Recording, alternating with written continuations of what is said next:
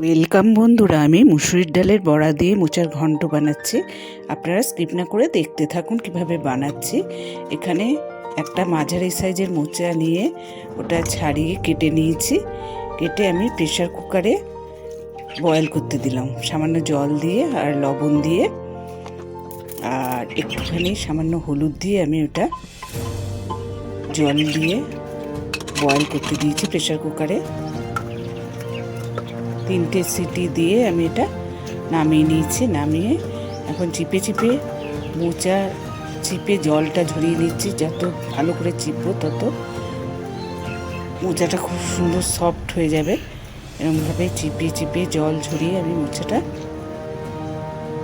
তৈরি করে নিচ্ছি। আর এখানে আমি মুসুরির ডাল কিছুটা ভিজিয়ে রেখেছিলাম, ওটা পেস্ট করে ওতে কালো জিরা, হলুদ আর নুন দিয়ে দিয়েছি। দিয়ে ওটা দেখুন আমি সব মিশিয়ে নিচ্ছি। মিশিয়ে নিয়ে আর কড়াইয়ে আমি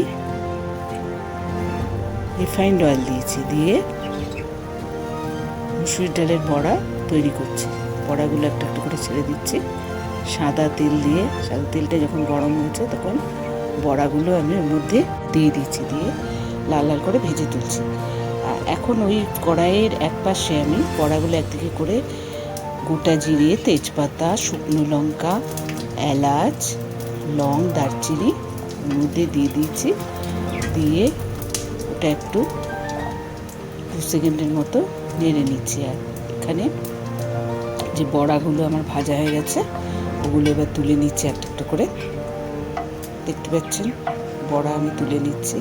আপনারা এভাবে তৈরি করবেন, এটা অসাধারণ স্বাদের খেতে হয়। এভাবে তৈরি করে কমেন্টে লিখে আমাকে জানাবেন কীরকম লাগলো। এবার বড়াগুলো আমি তুলে নিয়েছি। নিয়ে এই দেখুন আমি এবার মশলাটা একটু নেড়ে নিচ্ছি। এবার এর মধ্যে গুঁড়ো করে 2টো ছোটো আলু কেটে রেখেছিলাম, ওই আলুগুলো দিয়ে দিলাম। আলুগুলো একটু লাল লাল করে ভাজবো। আলুগুলো দেওয়ার পর এর মধ্যে আমি আদা পেস্ট আর 4টে কাঁচা লঙ্কা চিড়ে দিয়ে দিয়েছি। কিছুটা আদা পেস্ট দিলাম, কাঁচা লঙ্কা চিড়ে দিলাম।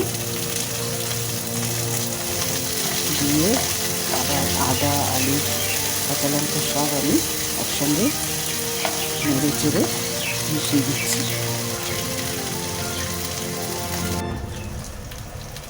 এখানে লাল লাল মতো হয়ে গেছে। এরপরে যে মোচাটা আমি চিপে রেখেছিলাম, সেদ্ধ করে মোচা চিপে রেখেছিলাম, সেটা আমি দিয়ে দিচ্ছি।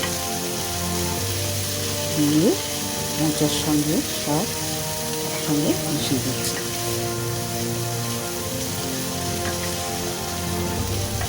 আপনারা এভাবে করবেন এবং আমাকে সাবস্ক্রাইব করবেন। সাবস্ক্রাইব করলে অনেক নতুন রেসিপি আমার দেখতে পারবেন।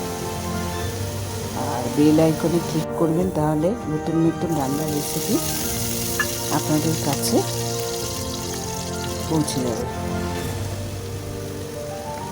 এবারে আমি মোচাগুলো দিয়ে তার মধ্যে স্বাদ মতো লবণ, জিরে গুঁড়ো, ধনে গুঁড়ো, হলুদ, কাশ্মীরি লঙ্কা গুঁড়ো সব দিয়ে দিলাম। সব রকম মশলা অল্প অল্প করে দিয়ে দিয়েছি।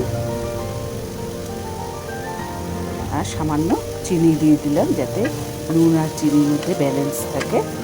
এটা এখন মিডিয়ামে রেখে আমি নেড়ে চেড়ে এটা তৈরি করছি। সামান্য জল দিলাম। জল দিয়ে দেখুন আলু মোচা আমার প্রায় সিদ্ধ হয়ে এসছে। এবার আমি কিছুক্ষণের জন্য ঢেকে দিয়েছি।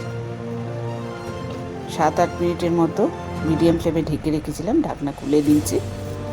খুলে বড়াগুলো, যে ভাজা বড়াগুলো দিয়ে দিয়েছি। দিয়ে আবার আমি কিছুক্ষণের জন্য ঢেকে দিলাম। এবার মোচা আর আলু আমার মজে গেছে। দেখতে পাচ্ছেন কত সুন্দর হয়েছে। এরপরে এর মধ্যে ঘি আর গরম মশলা দিয়ে দিলাম। আমার মোচার